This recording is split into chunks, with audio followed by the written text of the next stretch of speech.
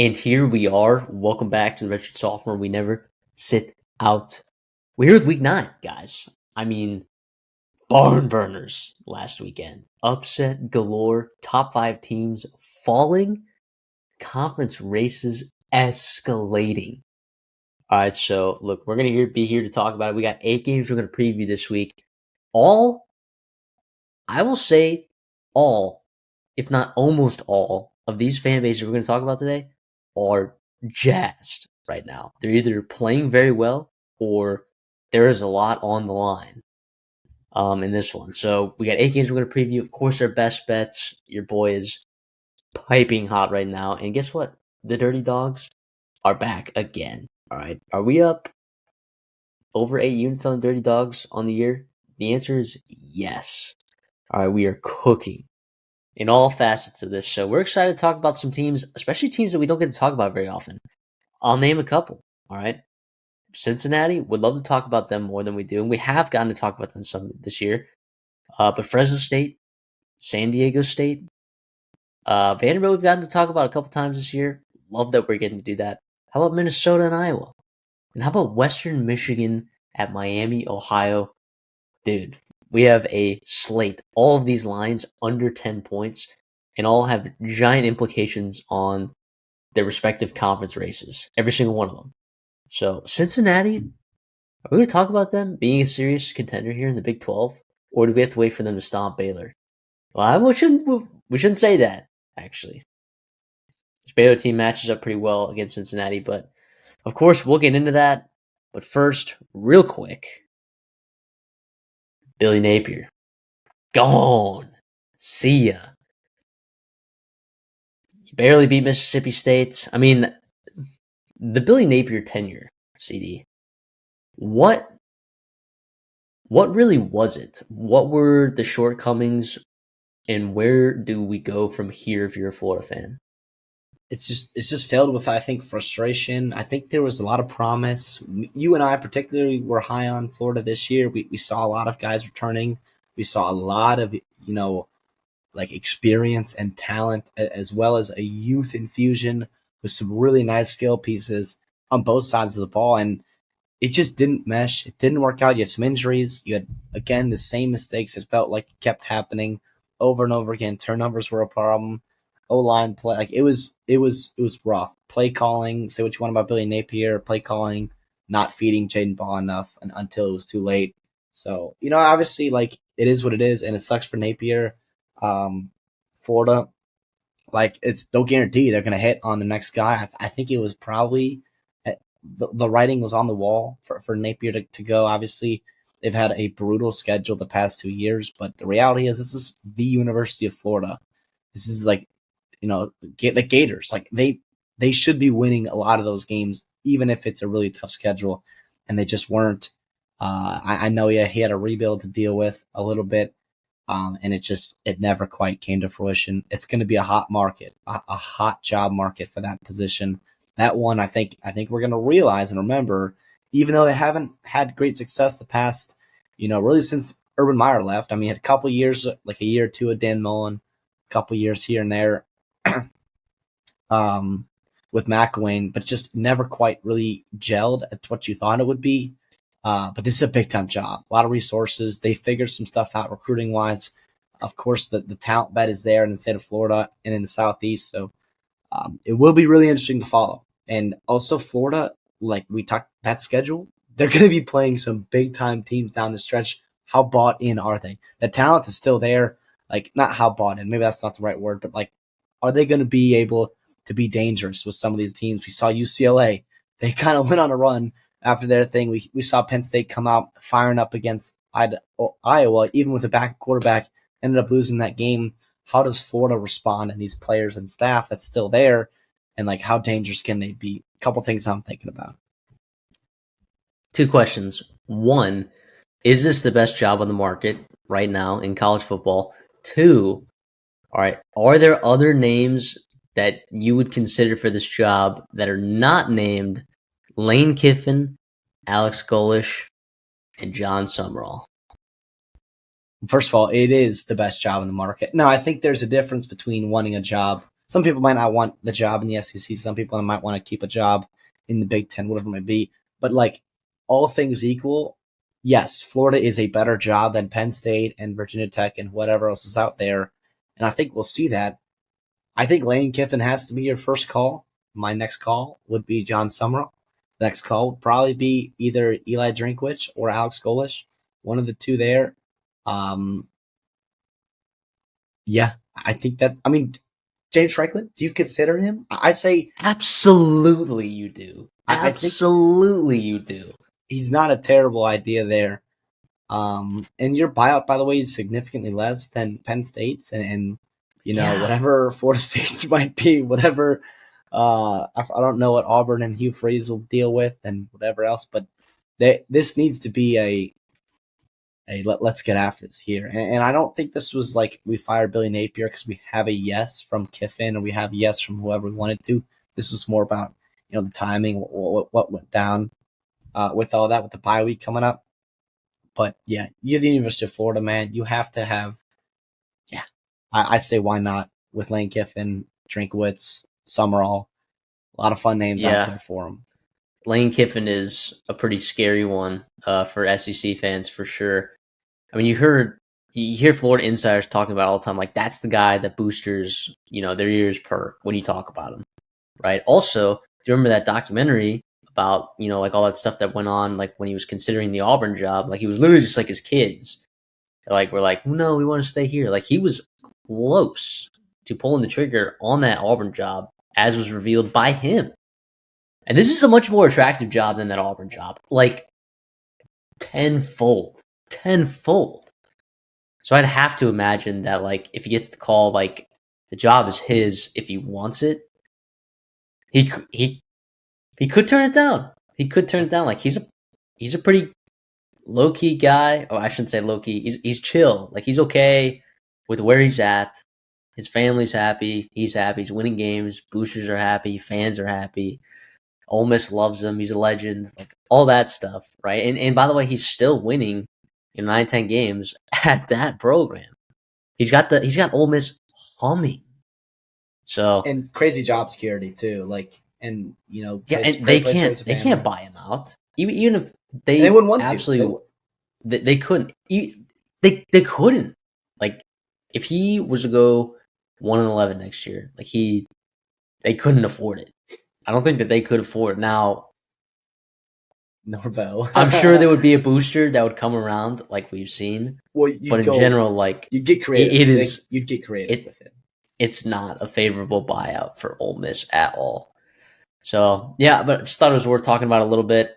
My last thing on that, actually, though, is I think especially with this scenario here with Kiffin and Ole Miss, who right now as we sit is like a playoff contender, and Florida, who's waiting to hire a head football coach, this could be the straw that breaks the camel's back on what has been a well overdue discussion of changing college football's calendar to not have coaching carousel and the transfer portal and bowl season and the college football playoff and national signing day all within a couple weeks of each other there in December. It could get really, really ugly. And so that's my worry on what might happen for a team that could be competing for a playoff spot. Like Tulane could be competing for a playoff spot. You have like it could get messy. Maybe not with Lane Kiffin, but with another team too. South Florida coach, South Florida, like Scott Satterfield. Like it could be really, really interesting. And unfortunately, crazy. Like with what we've seen and proven to be this NCAA and even some conferences, they are a lot more reactionary in nature than preventative. And it's a terrible, terrible way, in my opinion, how I want the leaders of the sport I love. So yeah, maybe the ultimate good eventually will probably get figured out, but for right now, it could be very awkward in December. Yeah, I'm with you. That it is a crazy time. I mean, as a fan, right? As a fan, it is exciting, right? Because there's so many things going on at that time. Like, even for teams that aren't bowling or whatever, like there's transfer portal stuff. You're like, oh my gosh, there's this hope. For some teams, it's devastating, right? coaching carousel is wild. Bowl season I love so much, and but yeah, it is. It's difficult on coaches, man. I mean, we've seen like not in the last calendar year, but we've seen coaches leave. We've seen coaches leave to go to the NFL because they don't want to deal with it. You know, they'd rather be a position coach at some school than be the head coach somewhere else. You know, or they'd rather be an NFL offensive analyst. You know, or offensive coordinator, whatever it is. Like instead of being college football head coach. So it is, yeah, that was more of a thing the cycle before for sure. But yeah, it's something that you have to talk about when there's these things that are all lining up in some sort of in a sort of equinox that is very preventative.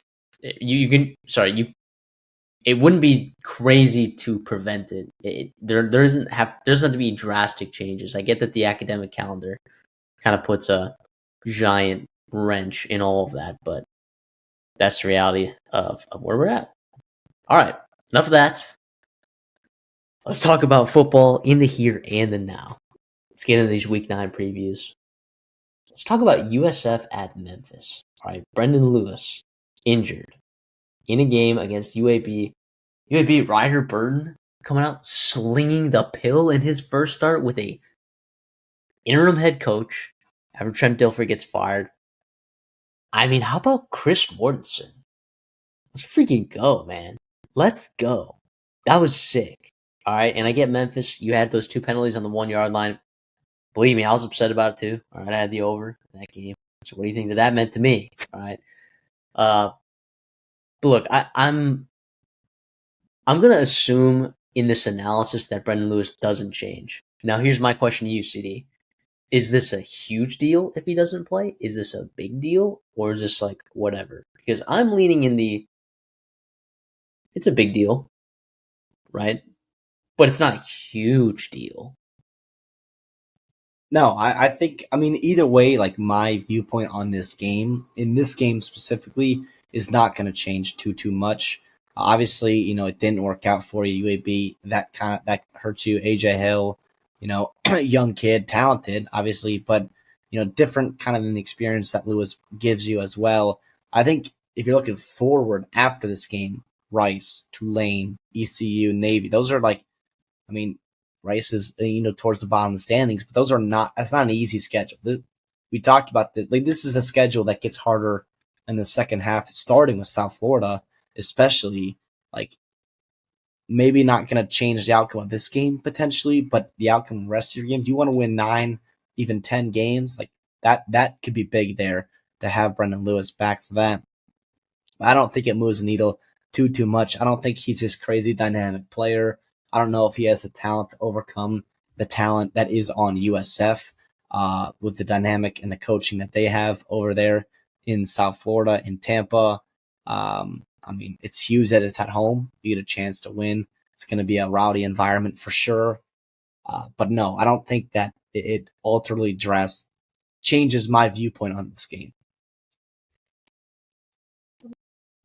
Yeah, me too. And with the fact that AJ Hill got, the majority of the game to work through his stuff, he's a little bit less efficient than what we're used to with Brendan Lewis. Like, crazy enough, like watching Brendan Lewis at, Nevada and everywhere else he's been at for how many years and like how terrible he was at all of those places.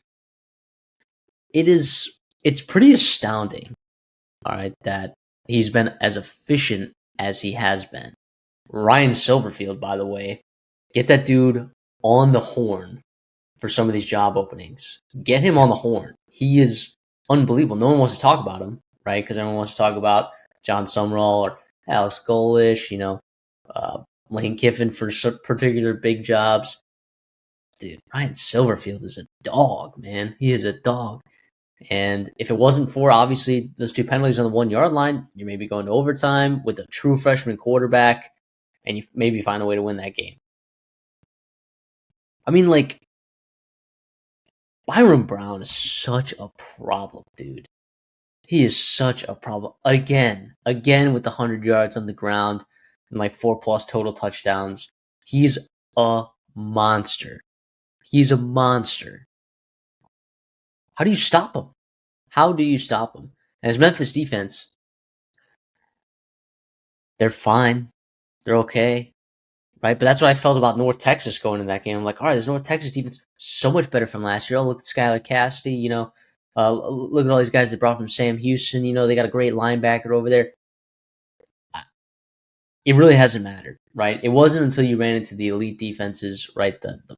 I should say elite, like the SEC defense and the national championship contending defense, in Miami, even though they just lost to Louisville, but I'll still put them in that conversation. Yeah, when you don't have that elite talent gap, Byron Brown is a problem, right? So this line, even though you're at Memphis, seeing Memphis catch 4.5 points, I get it, man. I get it.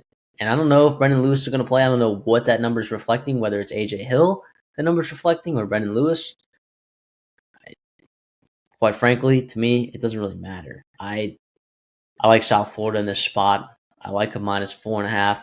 That's crazy. Their defense has also been pretty solid, too. I mean, their ability to stop the run this year has been really nice. That's going to be something that they're going to need to do. Greg DeRosier looking pretty solid.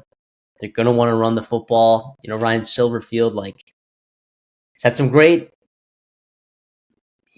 quarterback play, over the last however many weeks and actually years, with what's his name, the Dallas native that they had a couple years ago. Grapevine kid.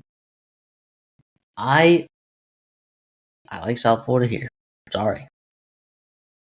I did too. I was unbelievably impressed with what they did to North Texas, just opening up that game in the second half. Now you had turnovers, you had some big plays, explosive plays, but that's part of what South Florida does well, and the talent and explosiveness that they have on their roster.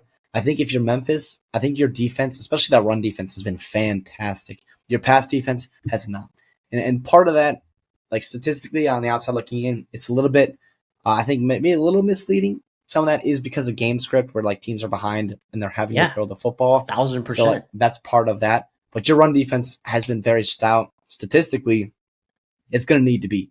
I think you want to make Byron Brown, even though he has been very, very solid, you want him to be throwing the ball 30 plus times in this game. 32, 33, 34. That's probably your magic number if you are Ryan Silverfield and Memphis. And you got to get the turnovers. You got to get to them. North Texas had some sacks and some turnovers. The problem is on their end, they did not play a clean game on the other side of the football, and South Florida really took advantage of that. If you're Memphis, you have to be clean. It's a really good football team you're playing in USF. This is a monster game in the American. I think some of the heat probably got off it just because of that UAB loss, obviously the injury to Brendan Lewis. So nationally, maybe people are taking their eyes away from this. The spread is under a touchdown. This is a winnable game, 1,000% for Memphis. Unfortunately, for Memphis fans, I'm on USF here. I think they're very good. I think they get it done. I think they win in all three phases here and start to separate in the American as they head and they march, towards a potential playoff spot, right? And the rest of their schedule, I mean, you got some teams, UTSA and Navy, that's won some games and they're out of conferences, but none of those teams really, really scare me. I think Memphis on the road does. So this is a massive spot for South Florida. Yeah, and offensively, obviously Byron Brown's a superstar, but you can't account for everyone. There are 9 guys on USF's roster that either have 10 receptions or 3 touchdowns. That's nuts. And that's just wide receivers and tight ends. All right. We're not talking about the billion running backs that they just throw out there, right? We're not talking about superstar Mac Harris on defense, right? We are looking quite possibly at the best G5 team, the most talented G5 team, with the best G5 player and one of the best coaches in G5. So I get that it's on the road, and Ryan Silverfield, man, dude, he does have a habit of making these absolute ball games, right? And who knows? AJ Hill in this spot, he was a really highly talented. rated guy. Really talented. He pushed Brendan Lewis for this job. By the way, I thought he was going to get the job. My assumption this offseason was that he was going to win the job over Brendan Lewis. And I've been thoroughly impressed with Brendan Lewis's improvement in this system and his ability to conduct it. Maybe that's just I don't know, a product of this offense being very conductable, right? A product of Ryan Silverfield being fantastic and finding quarterbacks that fit his system. Maybe that's AJ Hill this week, right? Maybe he gets it done through the air. Maybe DeRosier and Sutton and crew find a way to get it done on the ground. There are ways for Memphis to win this game, right? But all of them involve stopping Byron Brown to some degree, and I'm just not sure that they're going to be able to do that, man. I'm just not sure that they're going to be able to do that. Thought about taking the over in this game. It's a big number. We're going to stay away from that one. But I like USF minus 4.5. And I'm not saying I love that either. Won't be on my best bets at all. But I am pumped for this game, right? You got Memphis backed in a corner right here. Like, they need this. And so does USF. Like, they both need this here. Like, the American race right now at the top, it is a 5-headed monster right now. And it looks like the winner of that is going to come out and be the college football playoff team. Is that Navy? Is that South Florida? Is that Memphis? Is that Tulane? Is that North Texas? Like, you're going to start seeing wacky tiebreakers, right? Like, it's kind of the same stuff that we saw was at the Sun Belt East last year or West. I mean, what an absolute crazy finish that was. And Marshall ended up coming out on top and making a good bowl game and winning 10 games. Charles Huff got a new job. Like, yeah, this has a chance to be a crazy American Conference down the stretch. And it starts with games like this. This is going to be awesome. I hope all of you get fans. I mean, I know you guys are going to be so freaking dialed in, but I am pumped for this Saturday in this game. Baylor at Cincinnati, man. Cincinnati favored by 4.5. Here's the dichotomies here. You got a Cincinnati team that is humming on offense. And can we say, I'll say it. I'm not afraid to say it. Is this offensive line the most underrated unit in the entire country? Is it the most underrated group in the entire country? They're playing lights out. All right. And I get that you're not necessarily in a conference, all right, where you get to highlight all of that talent week to week against superstars, but boy, are they playing well right now. They can run the football. Brendan Sorsby is dealing. All right. Defensive line doesn't look half bad either. The secondary is still a problem, right? And that is where Baylor's going to come in. Michael Trigg, Kobe Wilson, Josh Cameron, right? Ashton Hawkins, like these guys, it is a unit. And I get that Sawyer Robertson. If you say like, oh, Sawyer Robertson leads the country in passing yards, right? The guy who's going to come out with this quip and be like, but he's also throwing the most passes. It's like, yeah, okay, sure. What would you do in that situation when you have like one of the best receiving groups in the entire country and a quarterback that's able to half decently get them the football? And you're playing from behind a lot of the time because your defense stinks. So yeah, I think this is a really interesting matchup. A Cincinnati offense that should shred Baylor's defense, but then the Cincinnati secondary that is very gettable against a Baylor receiving unit, Baylor's group of pass catchers, I should say, because you got to include Michael Trigg there, and Bryson Washington's also good at running back there. Yeah, I think this is a great matchup. 4.5 is a very respectable line in this. Yeah, it's going to be really interesting. You also have, like, if you're Cincinnati defensively, you have to get after Sawyer Robertson. Don't put your defensive backs, in positions to get got. And you've been okay, I think. You're about middle of the pack in the Big 12 and getting out the quarterback. On the other hand, we talked about, you open this with Cincinnati and their offensive line playing well. Baylor is one of the worst, tied for the worst team in the Big 12 in sacks. Now I know sacks might be misleading stat, all that kind of good stuff, but it has not been good for them in any kind of facet defensively, and that's probably not going to change with the offensive line and the offense in the way Sorsby and a couple running backs they got there in Cincinnati and the way they're running the football. So that's going to be really interesting to see. As for Baylor offensively, it was really interesting kind of what transpired in that game last week. You kind of roar back. You kind of wake up in that second half. Couple weird, weather delays. Obviously, we know the talent that Ashton Hawkins, Josh Cameron, Trigg, Cole Wilson, Kobe Prentice. I mean, the list goes on and on. Of course, Sawyer Robertson. who has to take care of the football this week if you want to win this game on the road.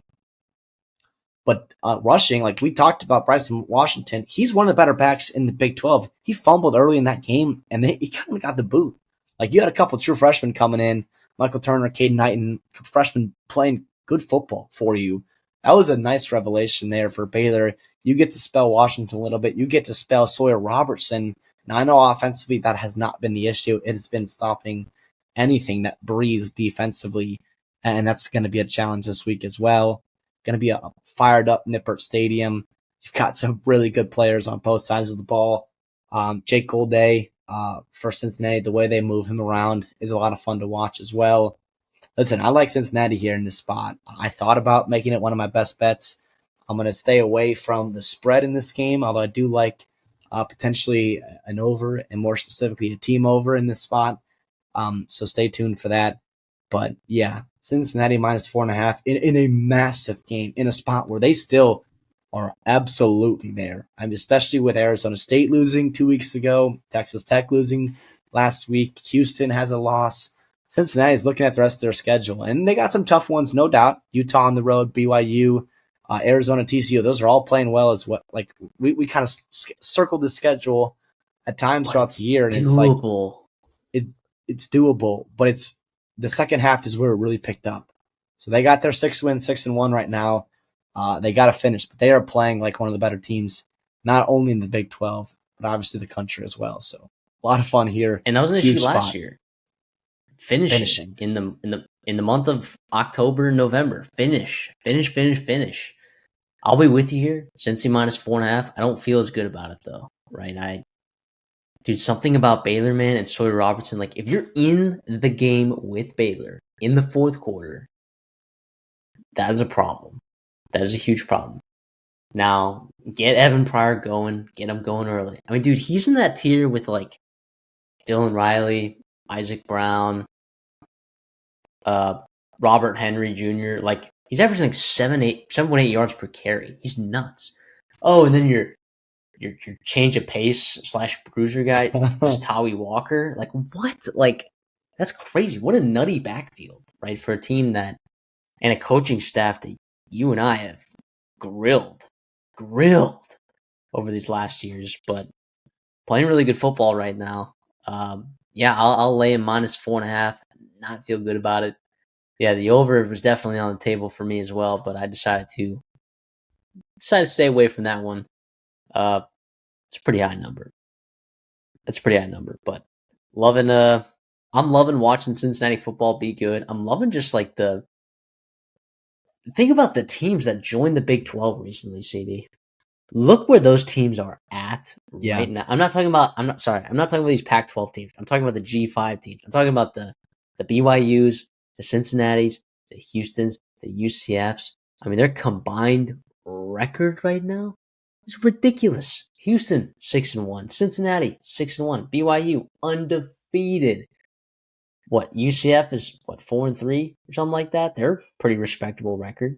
I don't have their record off the top of my head right now, but they're a pretty respectable team right now. Yeah, 4-3. Wild that we're here right now, because I think there were a lot of doubters about some of those coaches, a lot of doubters about some of those programs and what they were going to do in the Big 12. But the reality is, like, yeah, the level of resources at the Cincinnatis and the Houstons and the BYUs and the UCFs are like pretty on par with a lot of the Big 12. So, yeah, while that first year, right, those teams struggled pretty significantly, like, yeah, I think they've arrived. I think we can safely say that, like, in this new Big 12, we are very comfortable with the competitiveness of this conference being retained, as it once was, right? As it always has been, the most competitive conference in college football. Conference quarterbacks too, man. I mean, Sorsby and Robertson. What a matchup we have here. Sorsby outside that one throw against Nebraska. One throw has been so good at being efficient and taking care of the football. He has one interception on the year. Of course, it was that Nebraska one. That was crushing. I will give you that. But it was 17 touchdowns on the year, just that one interception. You cannot be giving freebies to this Baylor defense. You cannot. And on the flip side, I understand that's where Robertson throws the ball, about 100 times, half 100 times a game for Baylor, but you have to be opportunistic with your defense. He has about a turnover a game is what he's averaging, so you kind of got to take advantage of that as well. But yeah, Cincinnati, back to your point there, they have done such a good job in the transfer portal and in backfilling offensive line, all the playmakers right now. It seems like, of course, Sorsby is in front of all that defensively, trying to piece together a defense for you to run your 3-3-5 with. I mean, it you just got to give him a ton of credit, an absolute ton of credit. And this is a huge one. This is absolutely a huge one for the Big 12. Yeah, I just love it here. Texas A&M is going into Death Valley at night. The undefeated Aggies right now, ranked number 3 in the AP poll for, I don't know, first time since like 90. I think it's the first time since 94. They're 7-0, right? I mean, come on right now. Mike Elko, right? And LSU fans all of a sudden quick to turn on Brian Kelly right now. Now, here's the thing. This line's at 2.5. And I just know that late in the week, the public is going to be hopping on A&M, all right? But the reality is, the news that Tyree Adams was not going to, obviously he wasn't going to play, right? But the news that DJ Chester was going to be your left tackle, and then that line didn't move a lick, is a little bit nerve-wracking, all right? It's a little bit nerve-wracking. And also, I want to shut down this narrative, and Garrett Nussmeier could go into this game and experience a lot of pressure from a Texas A&M defensive line that has 25 sacks on the year, and he could have a bad game. But I do want people to realize, there's this weird narrative that, Garrett Nussmeier is not good under pressure. That's actually the opposite. He is one of the better quarterbacks in the entire SEC when he's pressured, all right? Now, obviously, he's worse, right, than when has a clean pocket, but he's fine under pressure, especially relative to other SEC quarterbacks. Especially relative to SEC quarterbacks. I mean, Marcel Reed, when he was blitzed this past week was pretty electric, but that's against an Arkansas team that's, it is what it is, right? But yeah, Garrett Nussmeier is one of the better quarterbacks in the SEC when he experiences pressure in the pocket. So, just wanted to make sure that narrative is squashed. All right, but yeah, it seems like A&M has a serious matchup advantage right now against an LSU team that is not playing very well.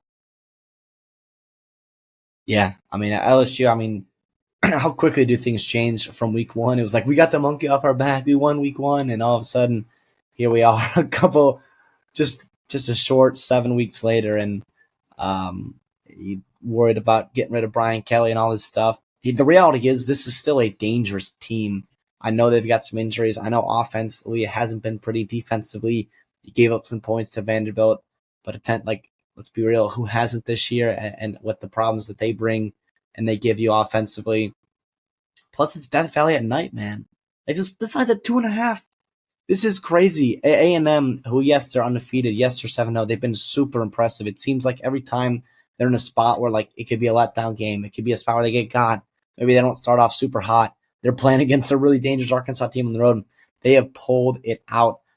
Really impressed with what they've done so far. I don't know who would have expected them to be the last man standing in the SEC about being undefeated, overall.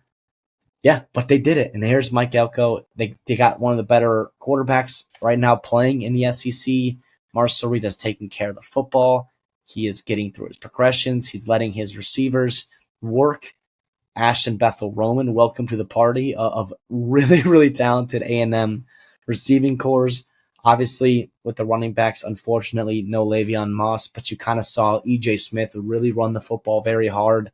Ruben Owens kind of getting more of a workload, and of course, you're going to have to lean on Marcel Reed. But this defense for LSU, they're dangerous, man, and they're really, really they're fired up. They play very hard. They seem to be everywhere. You're going to take a special kind of performance to put up points against them. We saw that from Vanderbilt. Does Marcel Reed and A&M have one more in the chamber to get things done on the road in Death Valley? I think so. I think they're going to get it done. It's really scary though. Like it's really really scary. I think LSU is upset about how last year's game went, and they're going to kind of be very fired up to go here. Got the coaching staff backs against their wall. Got players backs against their wall fighting. I mean, their season's still wide open. 5-2 right now in the SEC with plenty of games to make up. A win Yeah. against A&M jumps them right back in the college football playoff mix. So their season's not over by any means of that, by any stretch of imagination. So again, dangerous spot for A&M. They have rose to the occasion every single time this year so far. Can they do it again? I think so. It'd be very, very impressive again for A&M to go out and do that. Yeah, and A&M, I'll say again, you have to you have to view it in a vacuum, right? Because Arkansas's defense is not very good, but I was impressed with the way that a lot of those running backs finished runs, especially with Le'Veon Moss generally being the guy that finishes them, right? Ruben Owens really tough. EJ Smith really tough runner this past week, who's a guy that I think a lot of A&M fans have been very critical of, in his limited action, and then Jamarian Morrow, being what he is. Like that room looks really good. Ashton Bethel Roman, kind of like with his coming out party against a team he was formerly committed to. Uh, However, you're playing the best secondary that you've played all season, and maybe the best one that you'll see all year. We still got a lot of games to go to determine that exactly, but this is a good LSU secondary. This is a very good one, and a lot of your explosive plays have come through the air, right? Like when receivers are wide open, right? There's been really nice. There's been some contested catches. There's been a lot of nice stuff like that. But Colin Klein has been in his bag this year. So what happens if Blake Baker dials it up, right? What happens if some of these wide receivers that are generally elite separators aren't getting the separation that Marcel Reed's normally used to, right? Like, and those windows get a little bit tighter. I still think that there's some limitations from Marcel as a passer. So yeah, there absolutely is a pathway for LSU to win this football game. And then when you're looking at both teams, then you're completely reevaluating. I shouldn't say that was maybe the wrong phrasing, but then you're reevaluating your spot as LSU, right? And then at A&M, you're like, okay, well, man, we still got Missouri on the schedule, right? We got Texas like in Austin later on. Like, boy, we got to get to 9, and we got to get to 10 wins, right? So it's pretty wild.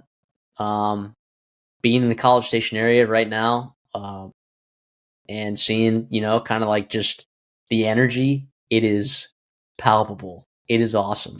As a fan base that, quite frankly, deserves it more than a lot of other fan bases, it is really cool to see. But LSU definitely no slouch. It's fun to see. Like, there's been a lot of hope, I think, in A&M circles, at least from the outside looking in, for a while now. But this is hope founded in substance. Like, the proof is there on the field and what it's been so far. A lot of buzz around the team, very deserving of so. What's So I'll riddle me this here: if A&M and Marcel Reed and Colin Klein can move the football like they have against every single team on their schedule so far, with the exception of Auburn, like, can LSU put up enough points against this Mike Elko defense to win this game at home? I'm telling you right now, A&M, let's say they get 28 points. 28's that number for them. Is that enough to get it done in your mind? Or does LSU have a chance?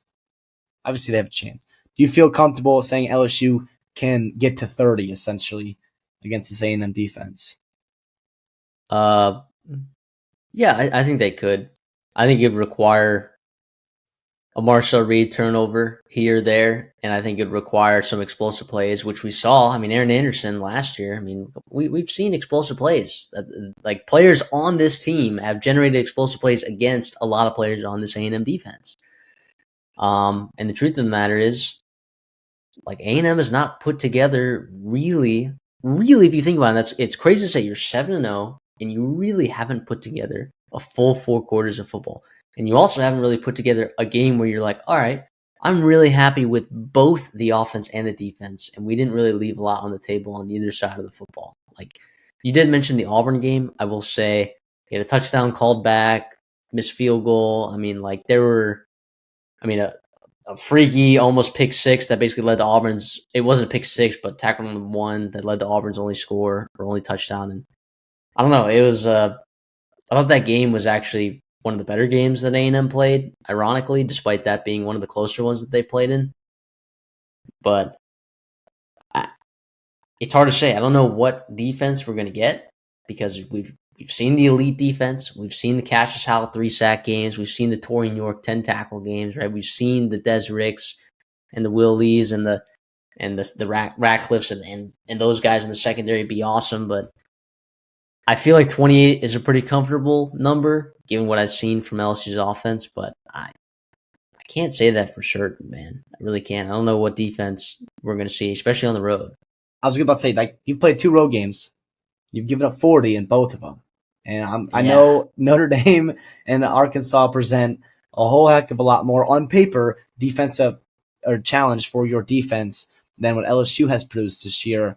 But, like, you can't count them out of it. And obviously, too, like, isn't it interesting that if I told you 2 years ago, hey, like, LSU and A&M are going to be playing, Mike Elko is going to be coaching A&M, and LSU's the team that's going to want to muck up this game and going to want to keep this game in the teens and really try to play and bring A&M back down to earth and kind of wrestle on the floor with them. That's what's really intriguing is the style of football that both these teams are playing. Now, obviously, Mike Elko loves to be physical. Obviously, this A&M team and the offensive line loves to be physical. You can score a lot of points and still be a physical football team. That's not what I'm saying. It's just interesting that I think the tempo and like the pace of play and the score. LSU is a team that wants to keep it as low as possible. Yeah, and for my sanity, because and look, we're not very biased here, except for the giant flag in my background. I feel pretty good about A&M winning this game, but the problem is if I pick A&M, they will lose. That has happened an infinite number of times on this show. So my official pick will be LSU plus 2.5. And yeah, we'll say I don't feel really good about that one at all. Illinois at Washington. Washington coming off of kind of a stinker against Michigan. Kind of a stinker. Damon Williams, I mean, really did not look good. Bryce Underwood, I don't know, did he play maybe his best game of the year? I mean, he looked really good in that one. Washington favored by 4.5. A lot of these Midwest teams traveling to the coast have had issues, right? Have had issues in some of these games. CD, where are we at with this game? I think this is a really interesting one. The quarterback matchup is interesting. The coaching matchup is interesting, and I think the level of talent of both teams is very, very competitive. Yeah, I will say, like, Washington was a team that I was looking as to be a sleeper in the Big Ten, a team that could really give some of those, your high level teams, your tier 1, tier 2 teams, real fits. You look at their schedule, and they had opportunities to do that, right? Ohio State at home, Michigan, they got Oregon at the end of the year as well.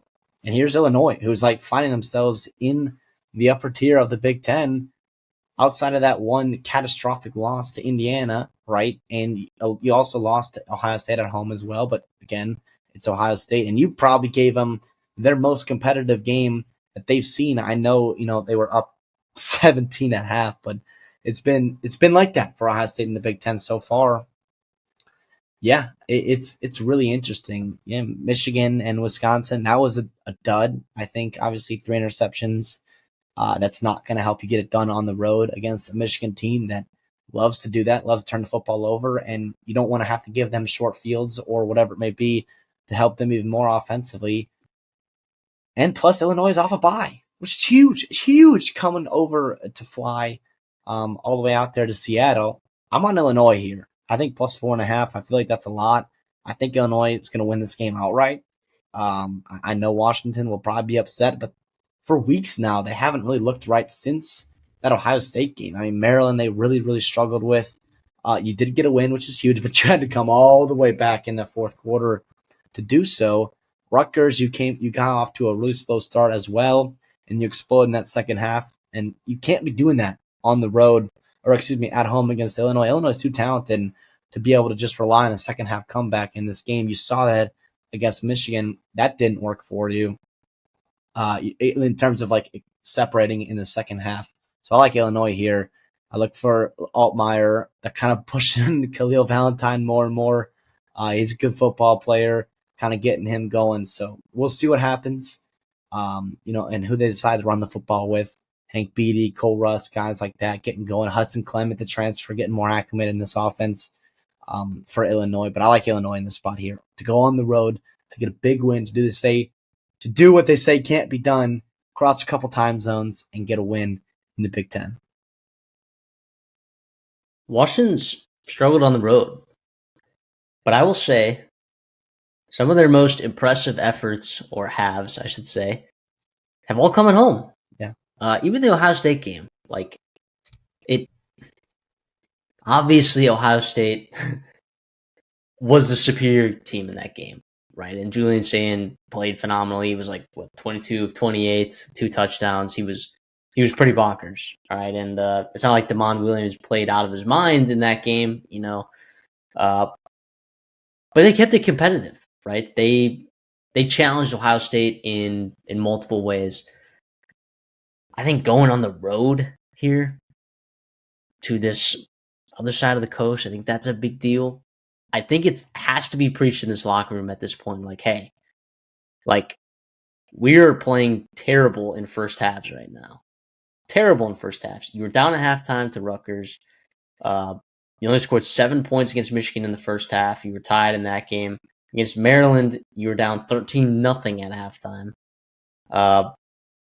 Even Ohio State game, you were down at halftime. I mean, it's ridiculous. Washington State game, actually, you played a pretty good first half in that game, but I don't know. Give me the Huskies in this one, -4.5. I don't love that enough to put on my best bets or anything. I do think this Illinois team is talented. I think Luke Altmaier is playing better football this year than he ever has. I think that Illinois team, like you said, very talented. They can beat you in a lot of different ways on offense, right? Is it Khalil Valentine, right? Is it Caden Fegan? Like you said, Hank Beatty. You go up and down the list, right? And then Illinois defensively, like a lot more of what they've wanted to run. Darren Henry there, that they've been able to do that. And some of the metrics, I'll say, getting skewed defensively for Illinois have come from like just playing some of the best offensive teams in the country on their schedule. Like that's the reality of it. Like that is what their schedule has been like. USC, one of the best offensively metric teams in the country. Indiana, the same exact thing. So Illinois' strength of schedule right now, obviously Washington's played Ohio State, but like so is Illinois, right? I mean, like it is. I just think some of these metrics are a little bit skewed. Even Duke, their offense is pretty good. Illinois played them. Like I get why this line is what it's at, and I understand you taking Illinois in this spot. But man, I just something about Washington at home, man, just has me liking them at -4.5 quite a bit. You know what's fun too is it's the Ryan Walters returning or facing his old team in Illinois. That's a really fun storyline. Yeah, Aaron Henry, a couple really good coordinators in the scheme that do know each other. So like that's awesome. Obviously, it's why we love college football. A lot of these storylines. Who knew that a couple years ago would be playing an Illinois and Washington team in conference and having a couple of shared coaches? So that's a lot of fun for sure. I see what you're saying. It's tough for me. Like, yeah, it's hard to like justify this in my head. Where I think Washington, like, does he have a better coach? I don't know. It's comparable, right? I don't think it's a crazy edge either way. You got the more dynamic quarterback. You've got the better running back. You've got a better wide receiver, and you're at home, and you're really talented on defense. You got one of the better secondaries in the country. Like it's hard. It's hard. But yet, I feel like Illinois is going to show up. They're going to run the football. It's going to travel. Altmaier's going to play some of his best football, and they're going to get after it. But it just kind of is what it is with how almost like even a lot of like the tier two of the Big Ten is right now. Outside of Indiana and Ohio State, and I'd even throw Oregon kind of towards the bottom of that tier, and everyone else is just sitting there. And there's Northwestern, by the way. Northwestern is a 5-2 and 3-1 in Big Ten play. Fucking nuts. Anyways, it's a Yeah. really Well, you talk about the coaching matchup here and like how it's comparable. You see a lot of Washington fans like really upset with Jed Fish right now, and I don't really understand why, because I don't know. I shouldn't be telling fan bases like how to feel about, their coaches. Like if you're a fan, like you can expect whatever you want to expect because you're a fan and that's your prerogative. But I mean, in the history of your school, at least in the last 2 decades, uh, Steve Sarkisian, Chris Peterson, Kalen DeBoer, like, Jimmy Lake. well, yeah, throw Jimmy Lake in there. But I'm just saying, like, maybe I don't want to say that the Huskies have overperformed in the last 15 years, but I'm going to say that they've maybe overperformed in terms of their coaching hires in the last 15 years. It's also just a good program. It's a good culture. It's a great city, great stadium, great fan base, right? Like there are a lot of things to like about Washington that maybe people, I think, underappreciate. But yeah, I mean, Jed Fish being 5-2 at this point, being home favorites against an Illinois team that was a college football playoff sleeper in everyone's eyes this year. Like, I think Fishy's got this thing swimming right now, so I'm okay with where this program's at. And I like Damon Williams, I like Jonah Coleman, Denzel Boston, awesome. Right, some of these defensive players, I like these. So I like some of these guys in that front seven. They're pretty solid, man. So it's a really interesting coaching matchup. But I want to just appreciate Jed Fish. All right, I don't want to be tearing him down. And I'm sure you Washington fans, you come at me all you want. But I think I appreciate him as a coach, and I've appreciated what I've gotten to watch the last 2 years at Washington. Maybe I understand, I guess, if you're not as happy, but come on, 5-2, chance to beat Illinois here to go 6-2. Come on, man, let's go. I'm excited for this game. San Diego State at Fresno State. San Diego State favored by 3.5 in most places right now. Boy, oh boy, oh boy. Right, everyone wants to look at UNLV and Boise State, and we talked about that game last week, all right? But can we just put some eyeballs on the Aztecs right now and appreciate what they're doing defensively, right? And what Denigle's doing over there with Sean Lewis? Like, remember what we talked about? Well, first of all, both these coaches when they got hired, right? Sean Lewis just a year ago, and then Matt Entz this past offseason. We had a nice video about both those guys when they got hired. But yeah, two really good coaches. A Fresno State team that's found ways to win some close ball games this year. But San Diego State, man. We're talking about NFL players on this team. And look, I think that as a program at like San Diego State, like it's a little bit more expected that you have some NFL talent on your team relative to some of the other Mountain West schools or G5 schools that you're maybe unfairly grouped together with. And Fresno State, you could say the same thing, but yeah, I'm loving this San Diego State football team right now. They're humming. All right, the fact that I haven't wagered more dollars than I have this year on them is absolutely criminal, and I just might be doing that, changing that today. Yeah, I mean, a lot of fun to watch. We talked about Sean Lewis being one of the better hires just a couple years ago, and like it was no surprise to us when he failed upwards. He gets fired, let go of Colorado, and all of a sudden there he has an opportunity to take a head coaching gig again. And we figured it was only a matter of time before he turns them into a pretty solid program. For Fresno State, I mean, the last time you saw him out there, it's just a bitter taste, right? You did not play well at all on the road against Colorado State. You gave up way too many points. You have 4 turnovers. EJ Warner, kind of got when he got pressured, bad things happened to him. What it was, like 5 sacks from this Colorado State defense. That's not good at all. EJ Warner is one of the best quarterbacks in the G5. One, he's upright, right? He was not, and you really, really struggled in that game. San Diego State presents that problem for you with what they do defensively and some of that talent in their front seven. So, like, that's something to absolutely keep in mind for Fresno State. You want to see them run the football. Donaldson, Luke, Ramirez, guys like that. Can they establish a run in that first half to keep game script in your favor, so you're not just sending EJ Warner back there to just sit there and let San Diego State pin their ears back and run and rush the passer. So that's all I'll be looking for, especially in this first half, to see dictate what kind of pace of play we'll be getting in this game. Yeah, I think like the matchup between that San Diego State defensive line, right? Trey White and the boys over there like have been getting after quarterbacks this year. But I do want to point out I don't know if this is crazy to say, and Fresno State fans, you may think I'm crazy for saying this because I know your offensive line hasn't been amazing this year. Okay, we can all admit it's better than whatever train wreck was last year, right? When you had like 9 different combinations of guys going out there throughout the course of the year. You average less than 3.5 yards per carry. Now you're like almost averaging 5 yards a carry, right? It's a watchable offense. You got Julian Polendo playing absolutely out of his mind at guard. 0 pressures on the year from that kid. Rest of your interior offensive line, I like pretty decently.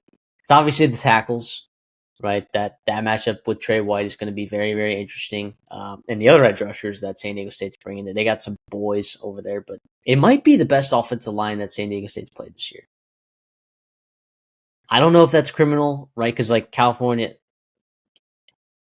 I like you look at like some of the draft boards, right? They got like Jordan Moko, like as a draftable prospect, and I don't necessarily see that. Like I really think that this Fresno State offense line might be better than Cal's. That's very possible. So I think that is a really interesting matchup. Like in the first quarter, I think we're going to get a real taste of what this game's going to look like, and this will certainly be a competitive game. As of course, it's in Fresno, right?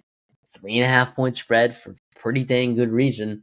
And San Diego State, I mean, obviously they whooped on Nevada, but like other than that, like when they've played on the road, it's been a struggle, right? It was a struggle against Northern Illinois.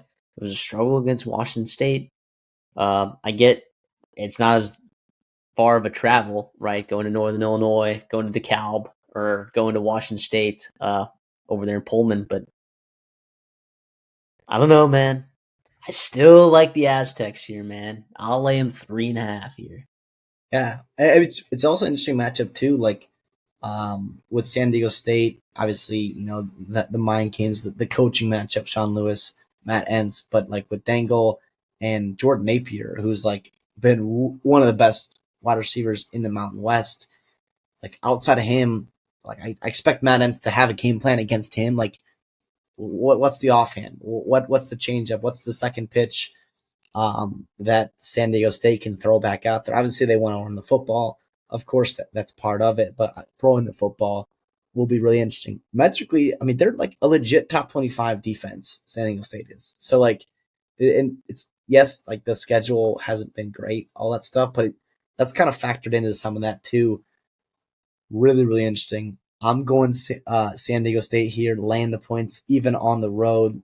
Nonetheless, I expect it to be a monster environment there in Fresno. This is a huge game for Mountain West. I think some chaos can ensue in the American in terms of teams eating each other alive. The Sun Belt, I mean, who knows, man? It gets crazy in November in the Sun Belt. So San Diego State and like the rest of the Mountain West, there's like real opportunity to put yourself back into the national picture with what you have ahead of you. This would be a big time resume win. You still have Boise. You still have, you know, Hawaii. Actually, of all teams, is 6-2 right now, and you'll have a chance to play in the Mountain West Championship if you do so make it. So San Diego State's gonna have a chance, to push themselves forward into the national picture with a win here on the road against a very, very well coached football team. So a lot of fun there. Going to be absolutely tuned in to our Mountain West friends there on FS1. Missouri going to Vanderbilt. Vanderbilt coming off another big win, man.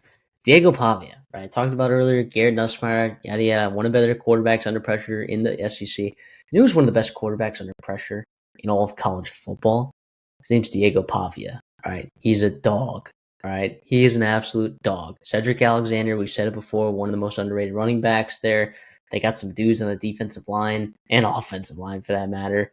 That are really playing good football right now. And Missouri, all right, gave Bama some problems in Columbia. All right. Sure.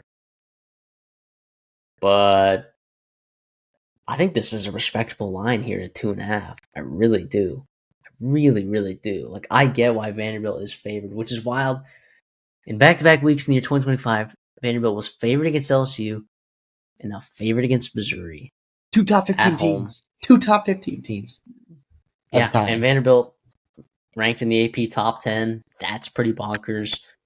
But yeah, like I get it. And Missouri is one of those teams I felt like this way last year. It's like I get that they played Alabama, right? And I got to see a lot from that, but I feel like I still need to see more. I feel like I still don't have a grasp of like what this team really is. They could be really good, right? And if I see like a pretty strong performance against Vanderbilt, I'm gonna be like, all right, like when A&M comes to town and they're in Columbia, like, all right, that might be a serious problem for the Aggies. It still may be a serious problem regardless. But in this spot right here, I mean, Vanderbilt, to me,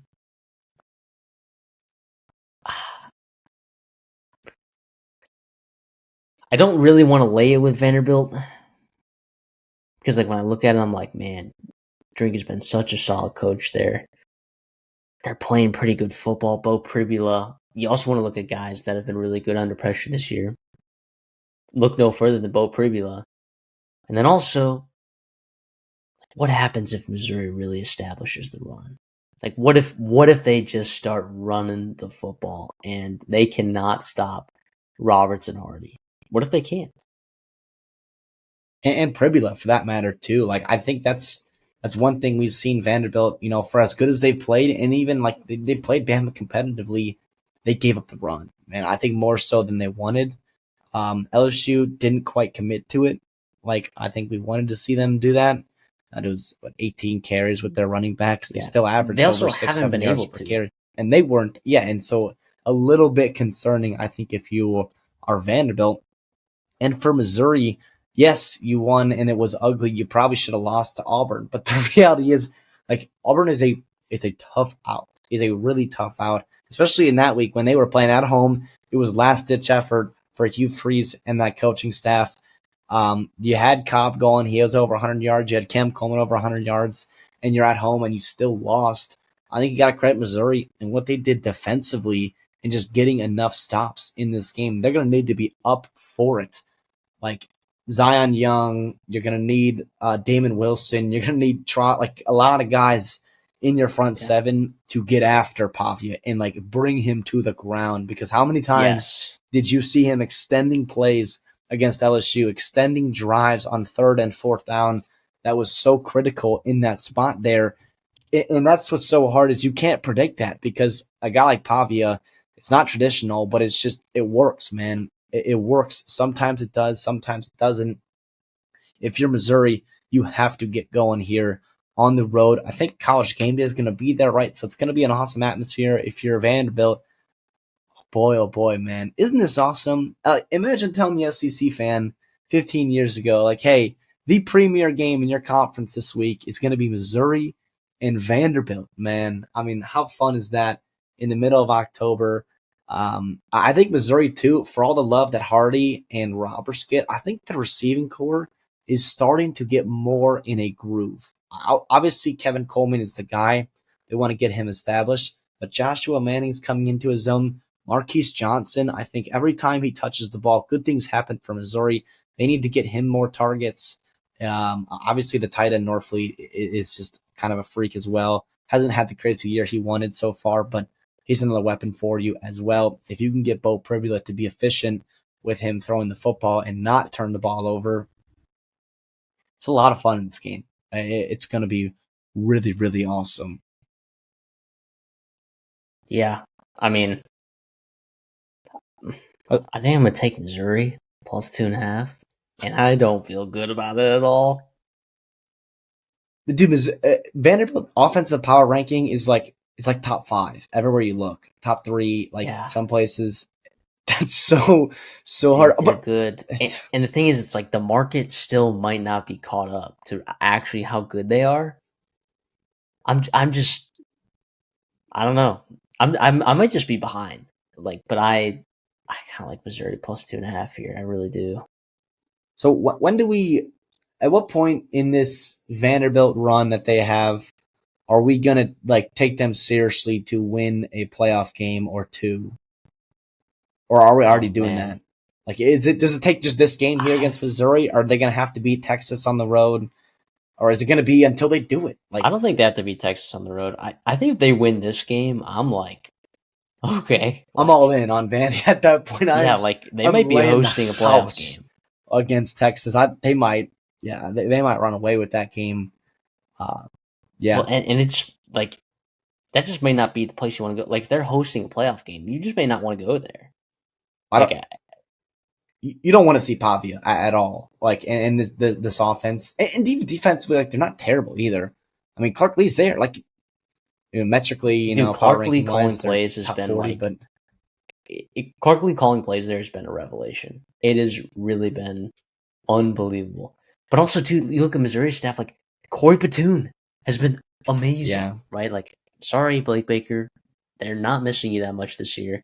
And then Kirby Moore, right, brother of the head coach of the Saints right now, has been great. He's been one of the better SEC offensive coordinators this year. I mean, he has been, and I don't think you can argue that. And obviously, Tim Beck is in that conversation as well, right? Like, you have to have him in that conversation. Ryan Grubb, Colin Klein, you know, the Josh Heupel. I mean, Jeff Lebby. There's actually quite a few good offensive coordinators in the SEC this year, but yeah, I don't know. Are you on Vandy? I I'm on Missouri. Okay. I like him Gosh, we're plus gonna two get and a half. rocked. It's terrifying. But here's what I'll say too. Last thing about Missouri. Let's say you win this game, right? You're gonna have to play a hell of a game to win it. By the way, you win this game. Look at that schedule, man. Like, oh my goodness, is the playoffs like just right there on you? Obviously, A&M is going to be really tough, but that's at home. Yep. Um, and Oklahoma, who knows what they'll be at the end of the year and what they can do scoring points. So oh man, for both these teams, it should be fun. The reality is, and it's just, and maybe I'm wrong here. And tell me if I'm wrong or not. But how I see it, at least like being in a little bit more Big Ten circles and kind of coming out from an outside view nationally, I don't think either team will get the respect that they deserve after winning this game. To me, how I feel like it's going to Agreed. go is the winner of this game is going to be propelled into a playoff conversation because they won this game, and the loser is going to be kicked out and just dead and forgotten and never to be thought of again in 2025, which is criminal. Assuming it's a close game, right? It is absolutely criminal because I think both these teams have legit playoff rosters, and we'll see what happens, out there in Nashville on Saturday. Minnesota at Iowa. I mean, one of the better rivalries in the Midwest over there. Gosh, 8.5 points. I get that it's at Kinnick. All right, but dude, have we not been watching this rivalry for the last decade? Like in some of the scores and the outcomes in the very low scoring games that we've seen? Dude, this has like field goal game written all over it. Of course, got to worry about the health of Darius Taylor. Drake Lindsey's been fantastic. Dare I say, Minnesota in this game has a quarterback advantage. I mean, that hasn't stopped them necessarily from losing this game lots of times, but they're playing significantly better defense than one they played at the beginning of the year, two than what I expected from them at all this year, especially with Heatherman getting out of there. The departures of Justin Wally. Uh, it's come from places that I didn't necessarily expect. And then Iowa here, like you're feeling pretty good about Gronowski, at quarterback. Like he's doing some things with his legs. that some of your other Iowa quarterbacks have not been able to do the last couple years. Boy, this is a pretty intense game. This is a pretty intense matchup here. Absolutely. Yeah, first of all, huge rivalry game. Maybe, the winner of this game is not probably going to go on to, win the Big Ten, but both these teams only have one loss, in the Big Ten. Very, very still much in line to climb the Big Ten. That's big time in bowl standings and bowl records, and also the pick, right? Floyd Rosedale. What else do you want to ask for? Of course, in this game, you talked about the spread being 8.5 for picking it at. In the last 10 years, outside of the 2020 COVID game, which is just a weird year in general, only two of the games have been outside of that, 8.5 or 8 point margin, so over a touchdown. So it's going to be a close one. It really is. It's going to depend on who takes care of the football. What are the weird bounces of the football? Keystone plays, man. Keystone plays. How many times there's like a big play here, a big play there, maybe one in each half is going to dictate the outcome of this game. You talked about the quarterbacks, Drake Lindsey and Gronowski. I think both these teams and these fan bases were hyping up their respective quarterbacks. I think outside looking in, a lot of people are like, shh, hush, hush, hush, hush, hush. We don't really believe you until we see it. And they've played, I think, about as good as you can ask for, considering where they come from, whether it being a young Drake Lindsey or Gronowski battling injuries in camp as well as coming up from the FCS. So it's going to be really fun. Of course, the coaching staffs, of course, the play styles, of course, running the football, and of course, Kinnick Stadium, man. It's going to be so awesome. It's the 2:30 window. So you'll have, it'll be close to dark in that fourth quarter. And man, nighttime in Kinnick is a tough place to play if you're Minnesota. And normally here, I'll be honest, I'm a Minnesota guy. I hate doing this, is picking them to cover, but 8.5 seems like a ton. And what I will say, Greg Harbaugh, the offensive coordinator for Minnesota, has been in his absolute bag. It seems like all year they've come out with good scripted drives. They've come out and responded in second halves after adjusting. Drake Lindsey and him seem to have a lot of trust and faith in each other. It'll be about separation of those wide receivers. And of course, for Minnesota, it will start and end with Darius Taylor. If he is healthy, if he is running the ball as hard and as physical as he ran last Friday night against Nebraska, they absolutely have a chance to win this football game. And also on the defense side of the ball, John Nestor, a player that Iowa is very familiar with, an Iowa transfer, a very uncommon transfer between the two programs. Obviously, it's happened before, but this is a big one. Nestor's been one of the better cornerbacks in the Big Ten, and he was banged up last week. Does he play for you this week? Iowa's gotten a little bit more healthy offensively. Reese Vanderzee, getting Gronowski kind of involved, getting his legs going, and they've moved the football more and more. It seems like as they're going on in Big Ten play, they gave Indiana the toughest time that they could just a couple weeks ago in the same stadium they'll be playing Minnesota in. A lot of fun, man. What more can you ask for? I'll take Minnesota plus 8.5. Am I crazy to do that? No, I'm with you right there. I do think Iowa wins this game, though. Yeah. Yeah. It is very Iowa to win this game. It's very Iowa to win this game by less than one score. It's very Iowa to win this game at home. Although I think the Cooper Jean touchdown callback, that was in Kinnick, right? It was in Kinnick. So, I mean, but dude, again, they should have won that game anyway.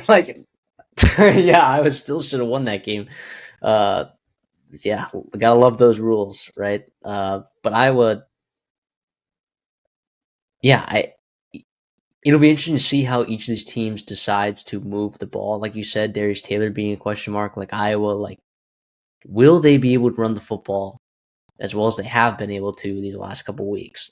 Will they be able to do it with their plethora of running backs, with Gronowski in his legs? I don't know. Can they force Drake Lindsey into one of those redshirt freshman turnovers, right? That you see sometimes from guys, and him too. He's made some bad throws.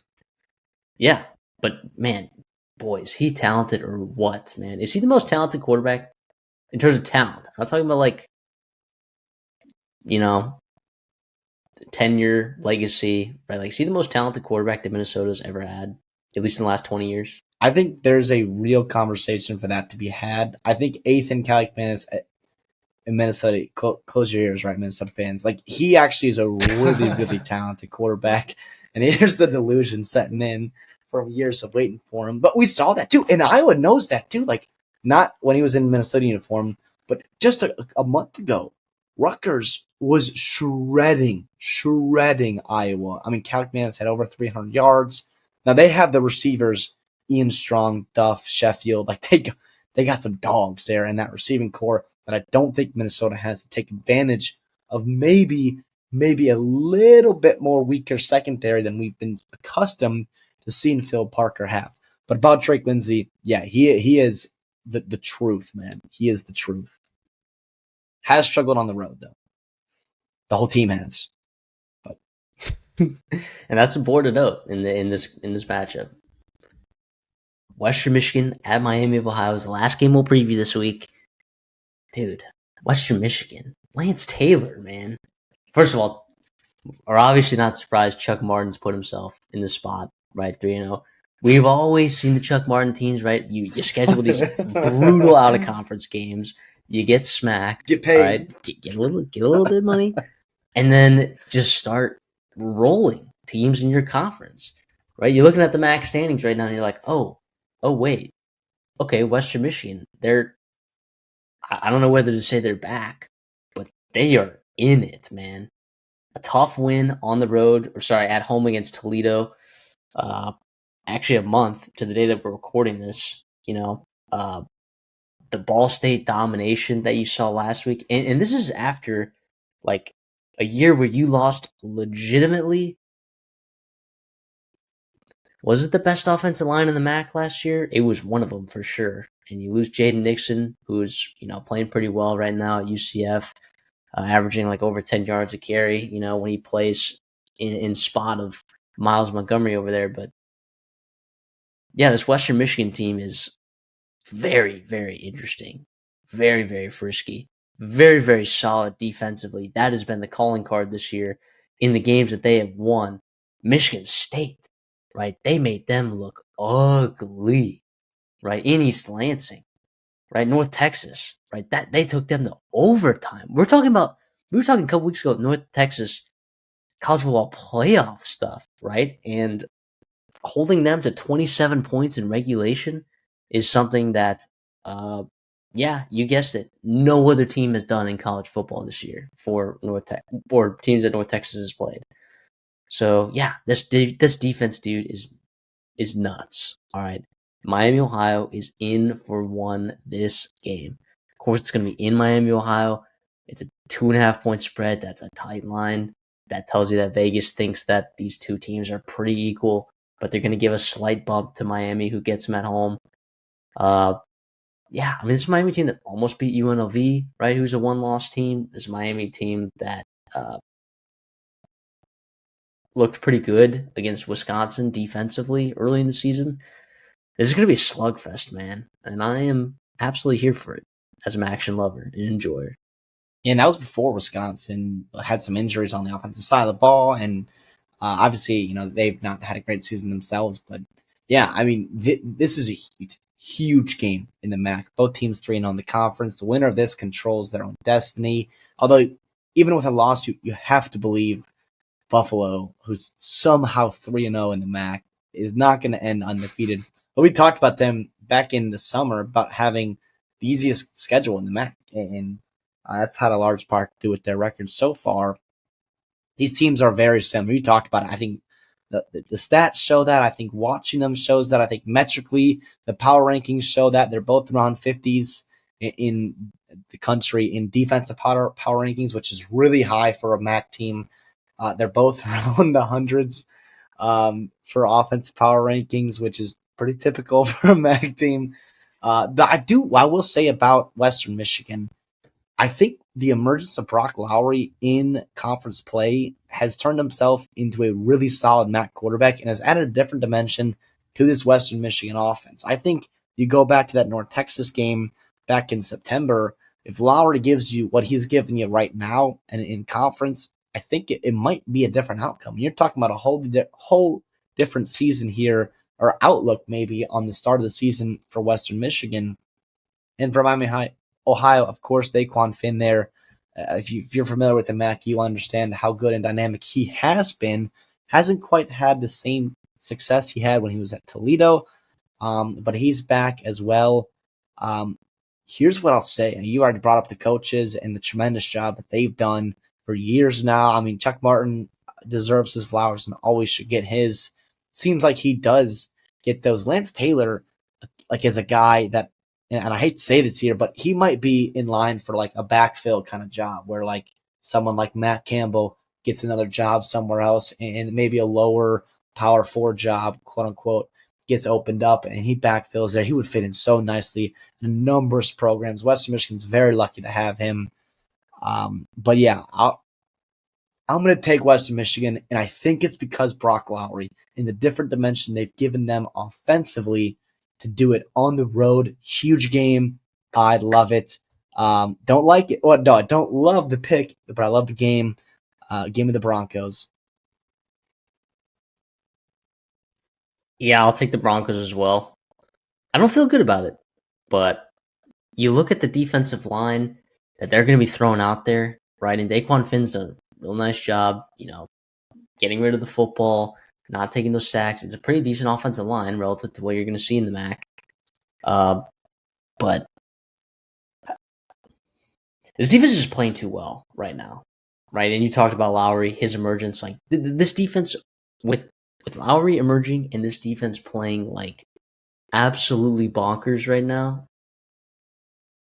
I have a tough time seeing other teams in the MAC dealing with this, right? Like in the last couple years, CD, like sure you've had like the Parker Navarro with Ohio, but like the Ohio and the Miami, Ohio teams that have won the MAC the last couple years, it has been pretty decent quarterback play paired with elite defensive play in the MAC. Yeah. That's what it's been. That's the formula right now to win the MAC. And I think Western Michigan has it this year, right? It took us a while to see that and to figure that out, but I'm pretty comfortable here saying today that, yeah, I like Western Michigan to win this game. I like them to potentially win the MAC. And they could still win the MAC even if they lose this game. It's a tough game on the road against a well-coached team, experienced group of kids. And Daquan Finn obviously has been a problem in the MAC for years. So definitely could see that game flipping multiple different ways. But I like Western Michigan plus 2.5 here in this spot. That's going to do it for our previews right there. We're going to just move right into the best bets. Okay, we got a couple of them. I got 5. CD's got 4. We'll run through them pretty quick because I think we're going to have some overlap here after a conversation we've had off air. So I'll get us started right here. Give me Northwestern and Nebraska under 43.5 points. All right. I think that these teams keep it low scoring. Nebraska's offense, I don't know what's wrong with it right now, but Northwestern's defense has been giving some teams issues. Nebraska's offense hasn't been incredible. I don't trust Northwestern to put up points against anyone, really. So I like this under right here. It was at 44 yesterday. Bummer I can't get it, but I still want to be on it for the show. So I'll take under 43.5 here. Yeah, don't hate that at all. Head to the Big 12 here. A little bit of rivalry game, Kansas and Kansas State. I like Kansas at -3. Love that it's not over a field goal. Kansas offensively is really, really dangerous. Defensively, they do concern me, but I don't think Kansas State is dynamic enough and consistent enough to take advantage of that. Give me Kansas -3. All right, I like that. I'm going to stick with an offensive team. Give me North Texas -26.5 against a Charlotte team that is on major stink alert right now. North Texas, I think the message is clear to them that style points are needed. All right. They had a definite bounce back week after losing to South Florida. Yeah, I'll take it win by 4 touchdowns against a Charlotte team that stinks. Yeah, boy, oh boy. That's not great. It's been a rough year for Tim Albin there. and Charlotte. Heading to the SEC, I got Arkansas. It's money line essentially to pick them right now. Boom. 0.5, both on that there. Arkansas against Auburn. Arkansas has been so close in so many games. Think they get it done here. They're going to score way too many points for Jackson Arnold to keep up with. Feels pretty good here. Slam dunk, Arkansas. Give me the Hogs. Yeah, they're 14 points away from being, 6-1? So that's pretty nuts. 14 points, two fumbles away from being, 4-3, So like that, yeah. I'm with you right there. I'm on them as well. Let me go to Washington State, -1.5. Give me them against Toledo. Not loving Toledo's ball right now, Jason Candle. I am liking Washington State, the way they're playing football. Just finish the game, all right? Ekos, I think that they got the quarterback in there now. Jimmy Rogers, I think, has those boys. You watch them play. Dude, they're fearless, man. They're fearless. And they get them at home. Dude, I love them in this spot right here. I believe it's at home, right? Can you confirm that for me? It is at home. Love that. Yeah, you on that as well? I am on that as well. For all the reasons you said, I think Washington finally gets it done. They've been knocking at the door past couple weeks against some good football teams. They get Toledo coming back home after a long ways of traveling. Games on the CW network, bleh. But Wazoo still gets it done for all the reasons you said. My last one here will be the Big 12 again. Cincinnati over 36.5 points. I know that's a big line. I understand that. I think both these teams are going to score points. I think Cincinnati really kind of opens it up against Baylor.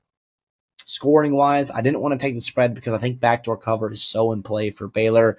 And I will say, I think Baylor too, with how dangerous they are offensively, I think Satterfield and Cincinnati understand that they have to score points every time they get the ball eventually, and will not let up on Baylor because they are so dangerous in those second halves when Robertson gets going.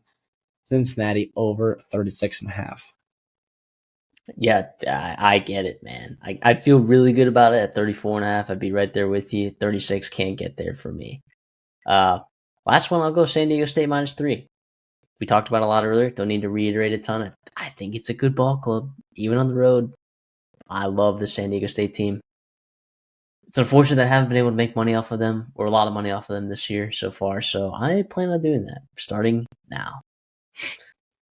Time to move over to the Dirty Dogs. We smacked one last week. For anyone who's here that's new, the Dirty Dogs, Seed and I draft two teams every week that are 10 plus point underdogs, right? That's the key. They have to be 10 plus point underdogs, right? That's like plus 280, plus 300, and beyond, all right? And we take them straight up. On the year, CD and I are combined 8 and 24. That doesn't sound good, but we are up like 8.5 units right now. We are swimming in it. Cashed last week, Coastal Carolina plus 320 against App State. Almost cashed Washington State plus 610. So that one felt pretty good. Your NIU one and Michigan State one looked decent in the first halves of those games, but I'm on the clock here, so I will take with the first pick. You went with Michigan State last week against Indiana. I'll take Michigan State plus 480 against Michigan in East Lansing. Yeah. Oh, yeah. Is this a spot where Michigan can slip up? Absolutely. I don't hate that at all. I mean, it's not crazy. It's not crazy at all. I mean, they got the talent to do so. Rivalry game, Michigan letdown spot, all those reasons. That's not crazy at all. I'm going to go into the Sun Belt. We made money off of App State last week, off of them losing. I'm going to hop on the other side here. I think they upset Old Dominion. I mean, my goodness, man, how many times has Old Dominion, lost games that they probably shouldn't have, or just given away games? We talked about that when we previewed them last week. They gave up 63 to James Madison, and here we turn around and they're 13.5-point favorites. App State's plus 430. Barnett ran the football extremely well, as well as threw the ball through the air. Colton Joseph, interceptions. So why not here with App State? App State's a very good offense. I think they get it done here on the road in the Sun Belt. Let's go. Yeah, I think that's good value. I mean, the Colton Joseph coefficient, all right, that's when you're getting a plus 430 for the chance that he turns the ball over 3 times, like, yeah, that's pretty decent value right there. I'll roll with FAU plus 525. Uh, yeah, I don't think Navy's that good. I've watched them. I don't think that they're that good. And as long as they're 10-point favorites, I will be against them. I bet on Temple plus 9.5 a couple weeks ago. They weren't on my dirty dogs because it wasn't 10-point spread, but uh, they almost won that game. Air Force almost beat them. I mean, it is. FAU can win this, all right? Feldkamp is playing pretty decent football. They got to fix some things, obviously, defensively, but plus 525 for I'll throw it on there, man. I'll absolutely throw it on there. Yeah, why not? I mean, they're dangerous, man, and I think Navy very, very gettable. I'm gonna head to the Big 12 here, one of our favorite, probably maybe our favorite conference. Just about, especially how electric it is. I think TCU is on upset alert here at West Virginia. TCU is playing good football, no doubt about that. Obviously, Hoover and the boys, like they're right up there. They're like kind of sneakily in, still within the Big 12, conference playoff picture, especially BYU, Cincinnati, Arizona State, Texas. Like a lot of these teams are going to kind of start playing each other or have played each other. Um, and we could see some changes and shake up there. I still think West Virginia, man, they're not a good football team. They really aren't. Offensively, they're terrible. Defensively, they're a little bit better.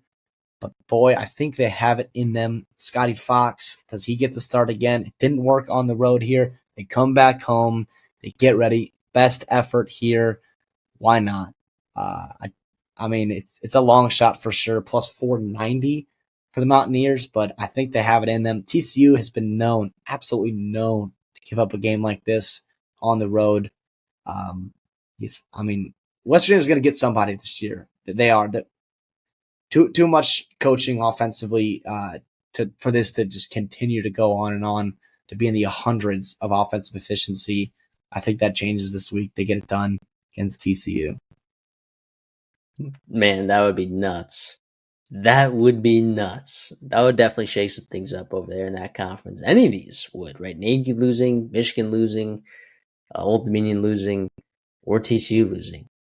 And I will say, look, if you don't believe us, all right, that any of these teams can actually win, I just direct you to last year when we went up 15 units on the season, and to this year when we're up 8 units. Like, these teams lose. Teams that are favored by 10 plus points in college football lose, and they lose often. So, and there may not be a 10-point underdog that loses or that wins outright this week, but look, can't say we didn't try to find one. That's going to do it for our Week 9 previews. Thank you so much for tuning in. If you're already at this point, you might as well subscribe. If you like the content, like the video, it's a simple rule.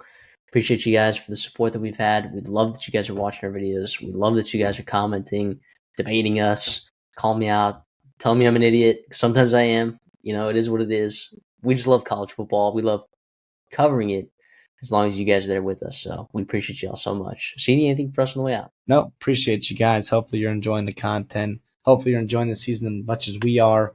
Like you said, keep commenting, keep interacting. We love talking and hear from you guys. We love and appreciate the support that you guys have been giving us this year. It's been awesome. We'll see y'all in the next one.